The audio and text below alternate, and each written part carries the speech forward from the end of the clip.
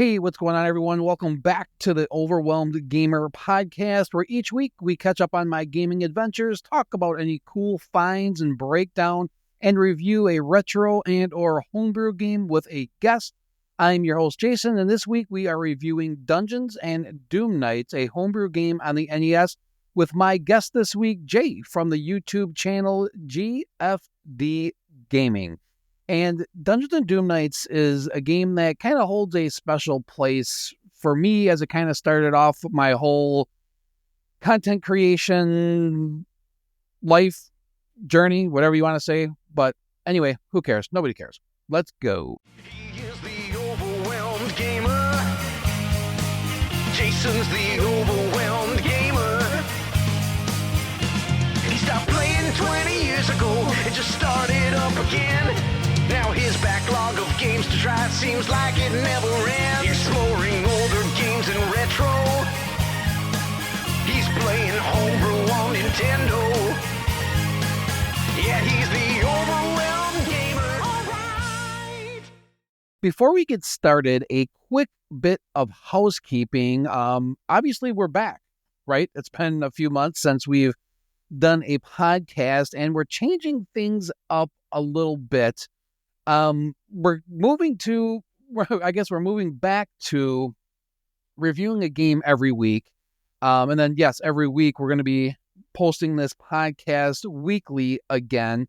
The biggest things that's changed are we're going to rotate our guests that want to talk about the games. So, I have a few hosts already lined up to talk about these games, and we're going to do a combination of both regular retro and homebrew games. So, my past host, Keg, unfortunately our schedules just are not cooperating right now, so I didn't want to stop doing the podcast, so we decided to go this route. Keg will be back. He'll definitely be on episodes here and there as he, as his schedule kind of opens up, so fear not, Keg will be around for sure.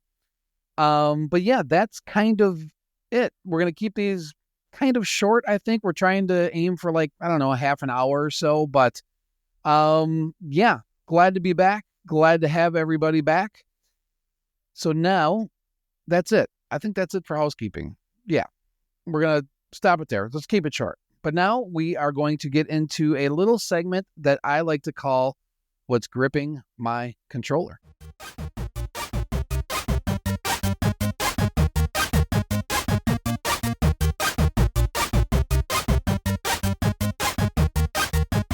If you're new to the show, I take this time just to give you a little peek into what I've been up to the past week, what games I've been playing, pickups, all that kind of fun stuff.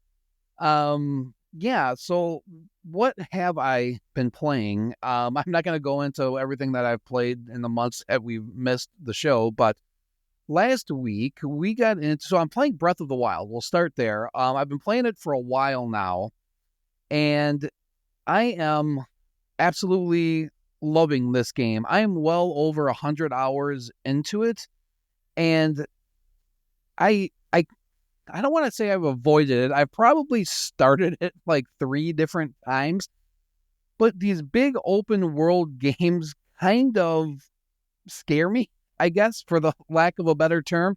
I usually like games that kind of push me along and have a story that kind of forces me in one direction, but while playing Breath of the Wild, I think I've really started to change my mind. I am absolutely loving this game, and getting close to finishing it as well.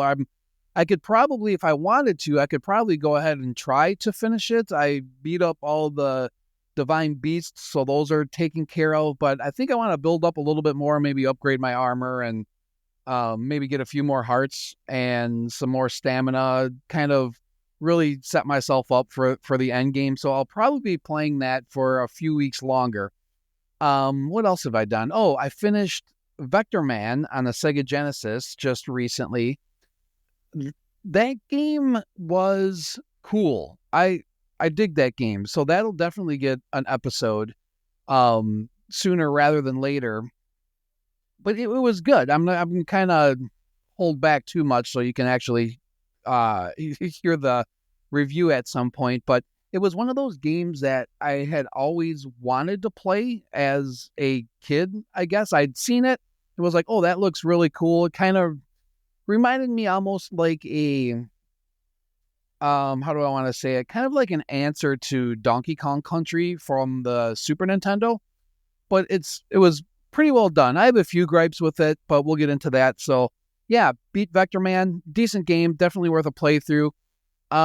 We are also playing, if you don't know, my daughter and I stream on Sunday nights, and we are playing Viewfinder right now. So it's kind of fun playing these games with my daughter because she picks the games, and she always finds games. Did you hear my voice crack? That was weird.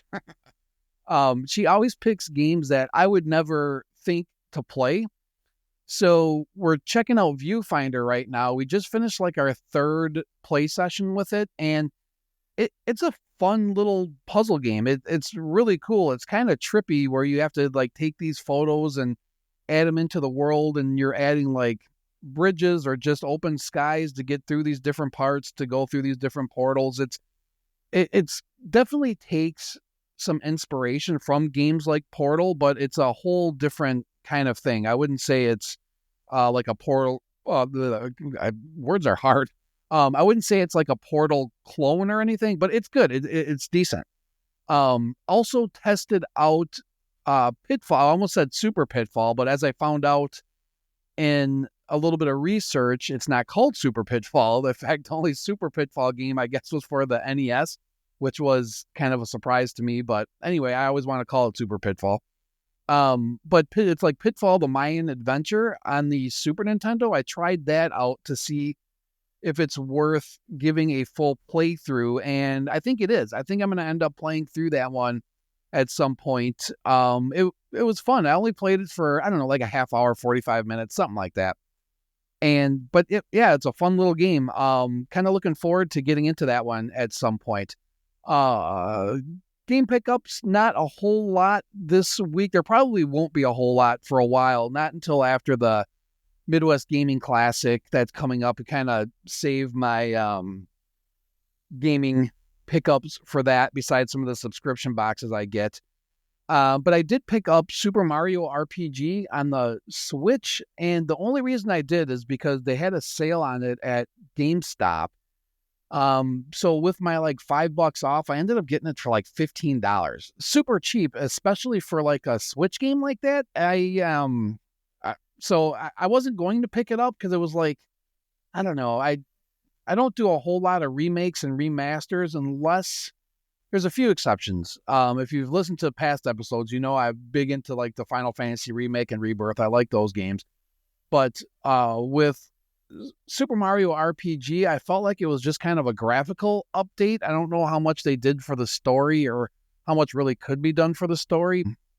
So I wasn't sure if I was going to pick it up, but for $15, I was like, whatever, fuck it, let's just buy it. So I added that one to the collection. We'll see if I actually get to play it or to hold on to it for a few months and sell it for more than the $15 that I paid for it. But that is really it for what's gripping my controller this week.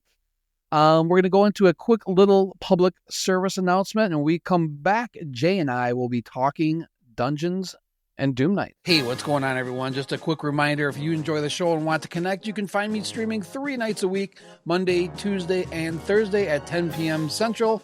Mondays, I tackle a game from my backlog. Tuesdays are all about retro and homebrew games, and Thursdays are wild card, either continuing Monday's game or diving back into Tuesday's pick.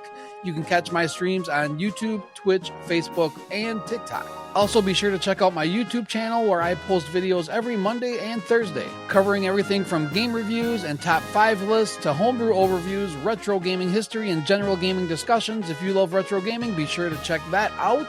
The best way to stay in touch is on Facebook and X/Twitter, where I'm the most active. And if you want to reach out to the show, submit a question, or if you're a homebrew or indie developer looking for a game review, head on over to overwhelmedgamer.show, fill out the contact form.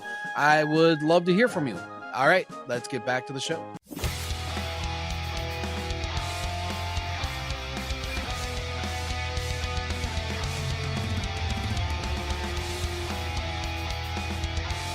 Hey, what's going on, everybody? Welcome back to the pod, and we are here with Jay of GFD Gaming to talk about Dungeons and Doomknights. Jay, what's up, man? Thanks for Hey, how's it hanging out going? and doing this with me. Thanks for having me on, Jason. For sure. Give everybody just kind of a quick introduction, like where can they find you, all that kind of fun stuff. My name is Jay. I do a weekly YouTube channel, GFD Gaming.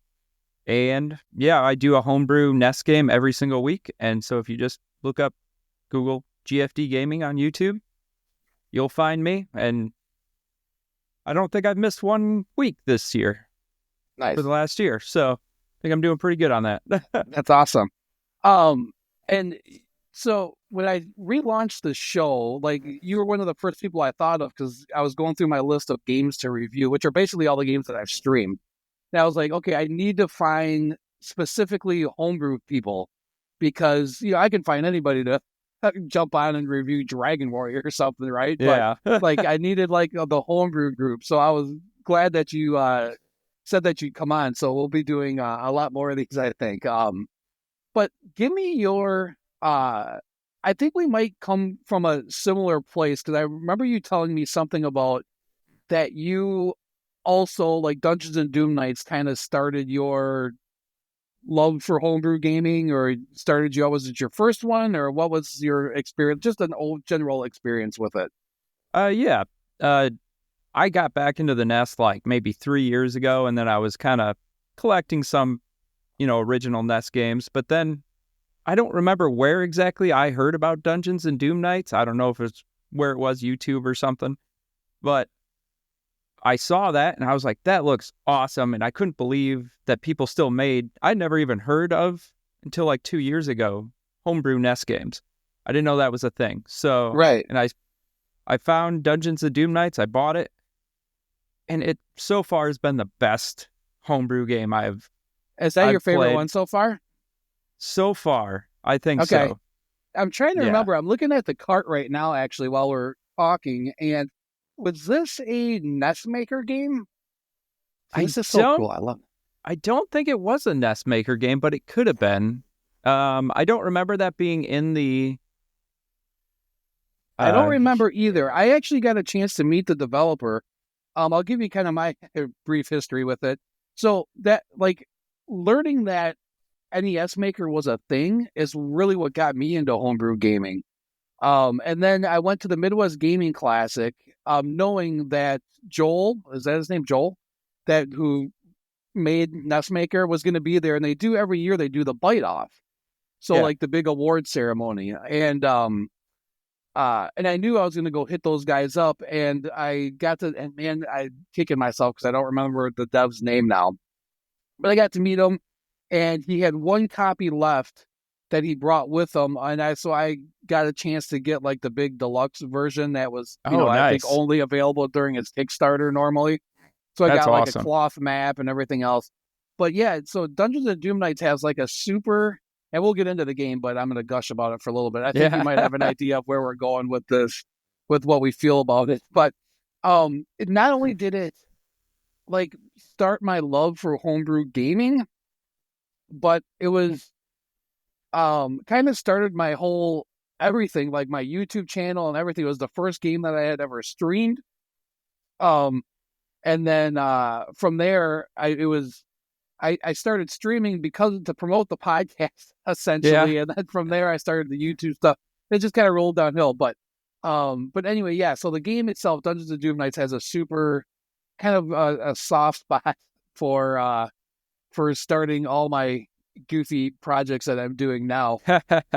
So yeah, and I'll get into like a little bit of, I got a couple gripes, but not too many. What were your like first impressions of Dungeons and Doomknights? Like, what did you, when you first booted it up? Do you remember what you were doing and everything? I remember the first thing I did is, you're flying in on the dragon, and then you have to jump off, and you land on the cliff face. Well, I like to just like jump off of everything and like try and find secrets. Right, yeah. So the first thing I did was jump off that cliff which sends you down to death. Yeah. And you get to fight death. Right. Like right off the bat. So that was the very first thing I did. I didn't even move one screen over. Yeah. And did you beat him? It took me a few tries, but I eventually did beat him right away. Mm-hmm. And that was that sealed. I was like, this is freaking awesome. Like already, like yeah. So if you, if I remember right, if you jump off the left side of the dragon when the game first starts, it brings you down there too. You don't even have to go to the cliff. Oh, I didn't know that. Yeah, oh, that's so cool. I'm almost positive that's what happens because I remember I'm kind of the same way. I'm like, oh, let's just jump off. What are we gonna do? And I was like, oh, is this a thing? Is it part of And I don't remember if that actually did anything as far as like game. Did you get anything, or was it just like? I don't think you go did down get there, anything. So this game is full of like little, what do you want to say? Like little comedy bits. Like you go down there and I think he says something about like you have dysentery or something. You died from dysentery or something like that. Like a nod to Oregon Trail. So there's all kinds of little things like that throughout the game, which makes it even more enjoyable, I guess. Or it brings back those memories from playing some super classic. Yeah, the whole game is loaded with little quips from other games. Yeah. Like all your base belong to us, I think is in there somewhere. Yes. Yeah, but it's like, what did he say? It's not base. I forgot what it was, but it's basically that. But he said like I don't remember. And then you go in and it's like, there's all kinds of little things. You, definitely, if you haven't played this one, you need to play it. What about like, I thought the graphics and everything were really, I don't want to say they were perfect. They were good, but the thing that I liked about it a lot was like the combination of it was a combination like side scroller and like Zelda, like overworld kind adventure, of thing, action adventure. Yeah, but the thing that was different was your character model never really changed. So even if you're in your overworld, like you would walk down and he would still do the walking motion, but he would just kind of move down the screen, which was that's like, I guess if I had a gripe, that was kind of one of it's not even that bad. It's very nitpicky, but it was kind of like, okay, it was sometimes like hard to like know when you were in like platforming mode or if you were in overworld mode. You'd have to kind of stop and be like, okay, I get it. I'm in overworld mode, so I can't jump. Yeah. My guess why they did that is to save space in their object counts, because you'd have to make that animation. And at some point I saw like a picture of the RAM or all their memory usage, and it was like 100% full. And for when they made this game, like, so that would be my guess, is maybe they wanted to, but there's not enough memory. Yeah, it's a fairly, I'm trying to remember, like if you knew how to finish it and went straight through it, I would guess it would be a couple hours maybe. I would think 2 hours if you knew everything, like what you were doing. Yeah, as far as gameplay goes on this, it's very Zelda-like. So you have, there's ways you get container hearts essentially, so you can increase your health, and they're kind of hidden throughout everywhere. And then there's the skulls, right, where you can grab the different, you can find these too, almost kind of like, I don't know, magic containers in Zelda if you're comparing the two. And then it would give you more times to like throw your cat, dog, man thing, or whatever that is. Or what else do you get later on? Like a shield, I think. Shield. I'm trying to remember now. I got the manual right in front of me here. I could probably just look. There's like a shield. You can turn into a bat later. Then there's like the rock smash axe, so you can, kind of like think of it as like your power ring if you're talking the original Legend of Zelda, where you can move rocks later. And this one, you take your axe and you can smash the rock to get to other areas. So there's a lot of that with this game where you have to, I don't want to call it like Metroidvania-ish, but you have to unlock certain powers in order to get to access certain sections of the map, so to say. Speaking of map, was there a map I'm trying to remember if there was an in-game map. I don't think there was. I don't think that there was either, but it has been a little while since I played the game, so I can't actually remember if I just used the map that came in the instruction booklet, or I think I used the map that was, so when I bought it, it came with a magazine, like a fake Nintendo Power magazine. Yes, the which Pretendo Power. Yeah, I have that Pretendo too, Power. That was an awesome touch, by the way. Like, super cool. I think I used that a lot. Okay. Yeah. Yeah, because it's like a full walkthrough, isn't it? I'm trying to remember. I don't think it's a full walkthrough, but I don't have it next to me. Otherwise, I would look. I don't have it next to me either. I have the cartridge next to me. That was going to be a question I asked you, too. So you played it on a physical cartridge form? Yes. Yeah. Yeah, that's how I played it, too. That's how I prefer to play. Well, usually when I get one of these games off of Kickstarter, I usually get the tier that has the digital version, too. And a lot of times, even though I own the cartridge, I'll play it as a ROM just to be able to use save states in case I get to that frustrating point where I'm like, all right, I'm just freaking done with this. I need to. Well, I like the save states too because I'm busy. I don't have time. Like I was playing Flea before I got on here with you, and I was just like, well, I don't have. We're doing this, so I need to get off of. And so I just save state and so that helps a lot just with like, time it's management. It's like the old we used to unplug the video cable, right? But you leave the Nintendo powered on overnight so that you could continue where you left off. I did that with if Mom Mega saw Man that on, she was turning that off. So you had to turn the TV off at least. Right. Figure that out. Yeah, that was always something that we scammed. But there's been Jim Powers. I think that's only on physical, and I was just playing that, so I left that on overnight. Oh, that's a good one. Is it? Yeah. Nice. I'll also check that out. Yeah. Trying to think the game wasn't super difficult. I'll say too, if I have anything else negative, and it's not negative, it's just it depends on what kind of game you feel like playing, I suppose too. Sometimes you want something that's not too difficult, and this is kind of it. I think it's that sweet spot of there's some trial and error, but it's not like Ninja Gaiden, or if you want to compare it to another homebrew game. I just finished my review is the Storied Sword. That's a lot harder. That game, that game will test your patience for sure. Yeah, that's.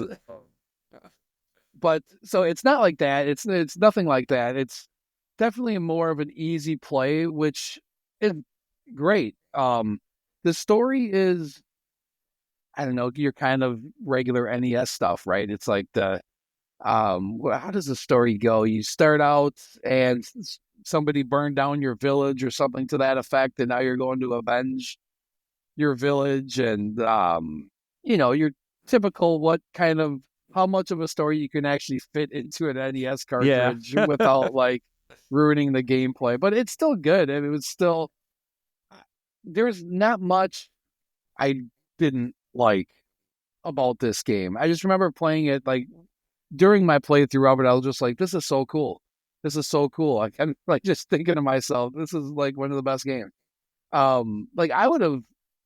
It would be like easily probably in one of my like top 10 of like NES games if it came out back in the day. I liked it that much. I would say, I wouldn't put it above Bucky O'Hare personally, but it would be probably top 3, maybe it might be number 2. Yeah. For me. But it's hard for me to beat Bucky O'Hare. I really like platforming. So that's mainly my bread and butter. So Right. That's awesome. The sound in this one too was I just got done. I was actually watching somebody play it on video, and I didn't remember, but the sound is exceptionally well done. I don't know if he had somebody else do the sound. I know he had Dale. I can't. So Dale is the same guy that did Skate Cat with his son. Yes, Dale Dale Coop. did a lot. Yeah, Dale Coop. Yeah, he did a lot of the programming on Dungeons and Doomknights, Yeah. or helped a lot with it. He's Yeah, he another one does I a got lot to. of, he helps out a lot of people. You'll see his name on like Yeah. 80% of homebrew games. Oh yeah, yeah, yeah. No, he's an awesome dude too. He's another one I got a chance to meet at the Midwest Gaming Classic Oh, last year, nice. and we yeah, we got to hang out for a while. It was good times. It was super fun. But yeah, the music was really well done, like super catchy, and just kept you engaged the entire time. I thought it was like, all right, it's hard to remember games that you played a long time ago, but yeah, it did really well. Oh, yeah. Um, I mean, I can't think of anything I really disliked about this game, but the music was really good. Even the sound effects for like your axe and everything were really well done, yeah, which is only something I recently started paying attention to is sound effects. Like a yeah, pickup or like a axe throw or like a swish, like yeah. Oh yeah, like it it's makes like, oh, such a that does sound really good. It makes like it really brings everything together it when makes a all that works.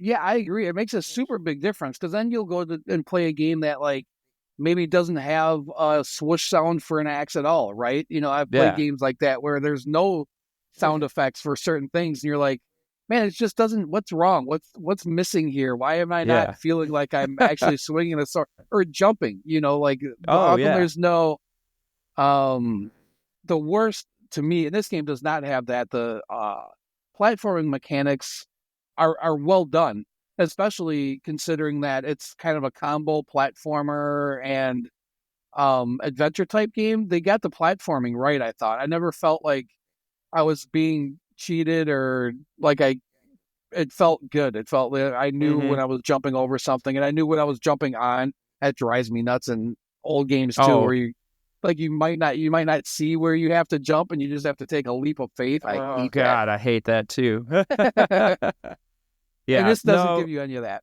I didn't find one glitch in any of the times I've No. played this game, which is pretty rare for a homebrew game.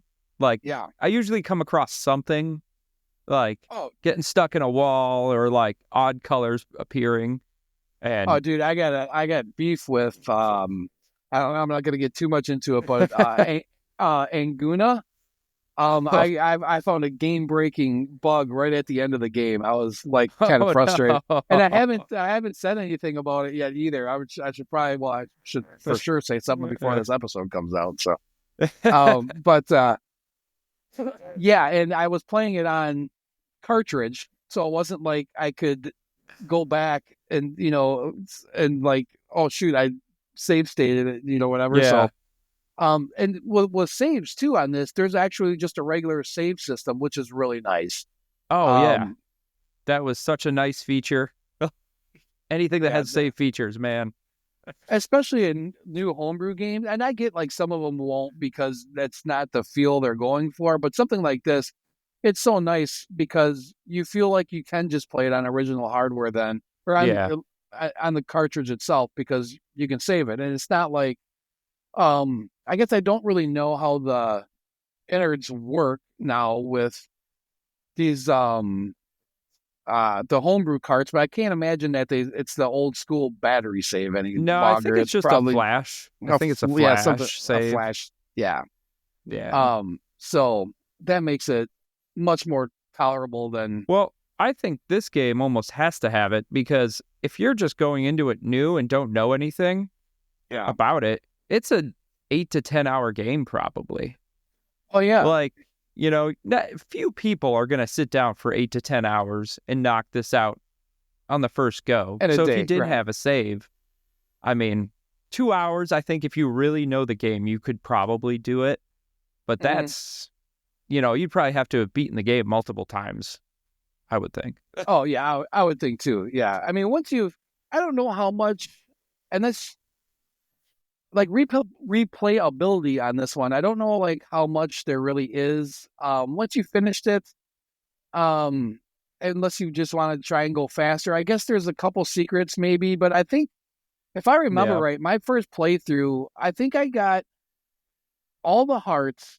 I think I might have missed one of the skulls. It was either that or vice versa. Either I missed one heart and got all the skulls or something like that. It was, I Yeah. thought I missed something, but it didn't, it was still, I could still finish the game, no problem. Yeah, I can't remember if I missed anything. I don't remember, but the one thing I would say about replayability is you at least have three different endings.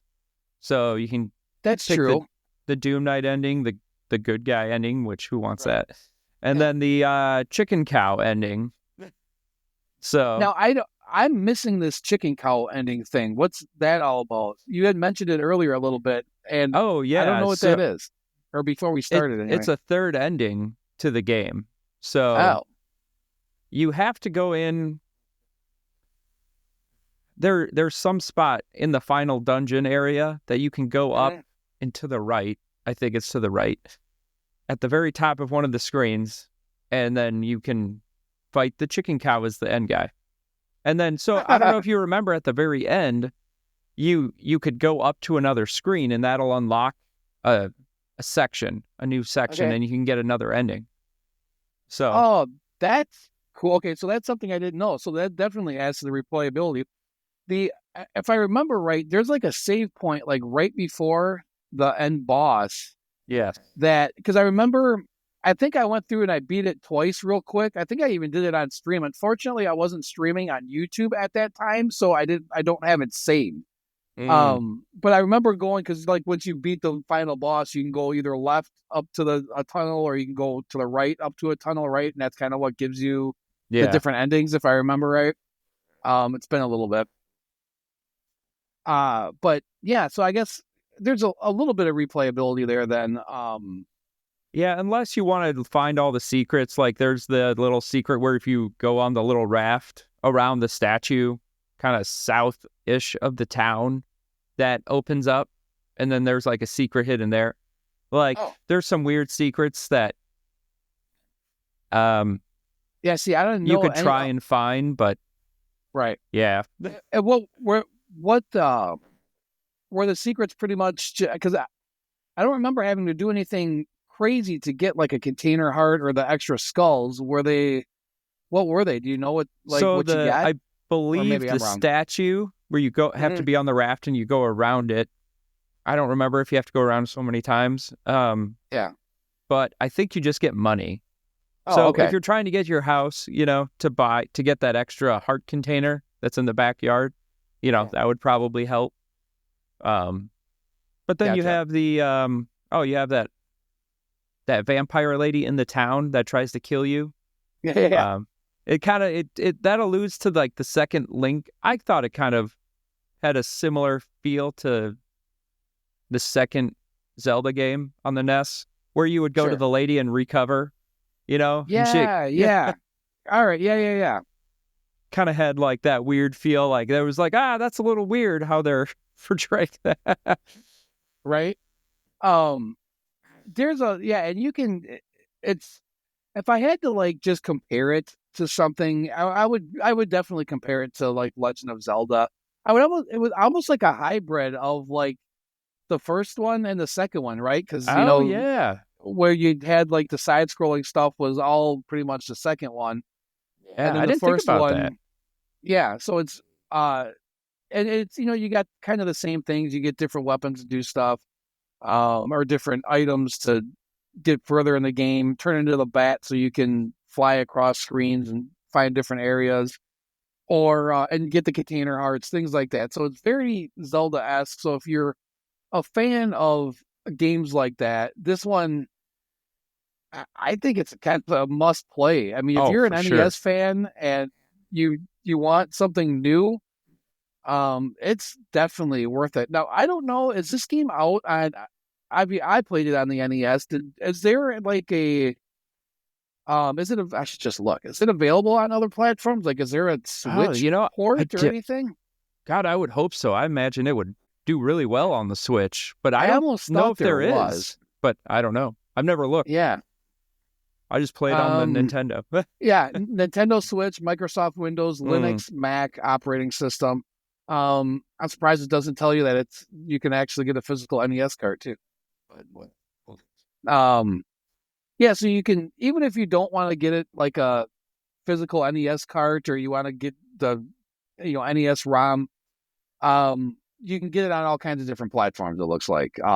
Yeah, this one definitely, I'm curious what it costs, what it runs on the Nintendo Switch.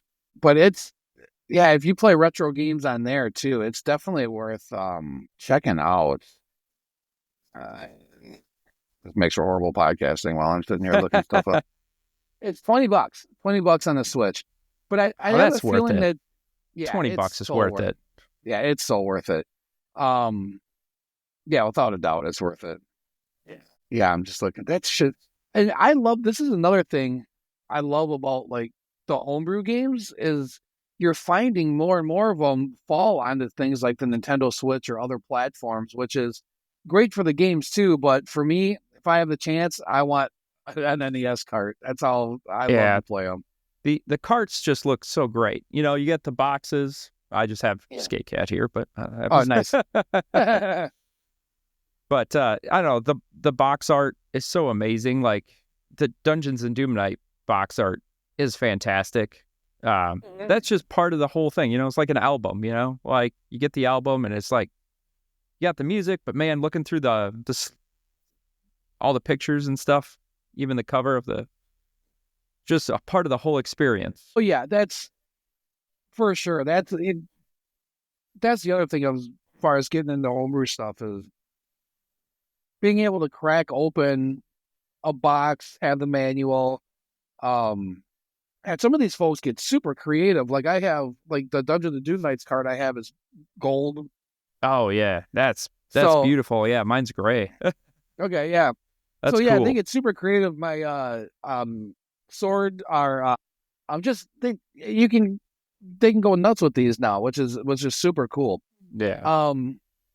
But yeah, just giving this game kind of a final wrap up here. How do you want to rate this game? Trying to think. I wanted to come up with like a clever like rating system, and I haven't yet. It's not kind of boring. We can just say, hey, well, if you 1 out of 10, what would you give it? But that's lame.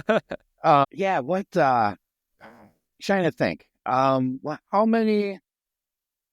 Let me look. Axes? I don't know. Yeah, how many? Yeah, like yeah, that's a good one. Let's use axes.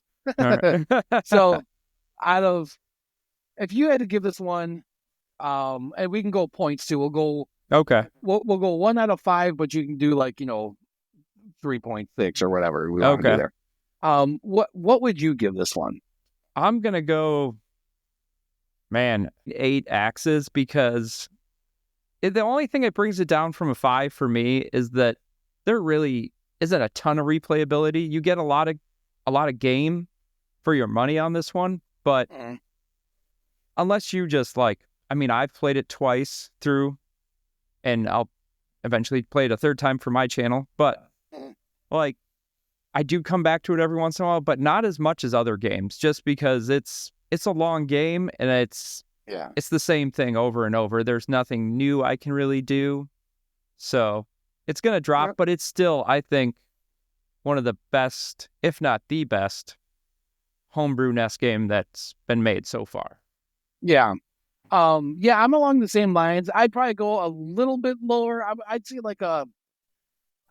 I don't know. It's hard. I mean, not much lower. I would say like a 4 or 5 maybe. And for all the same reasons, like the replayability, there's not a whole lot there.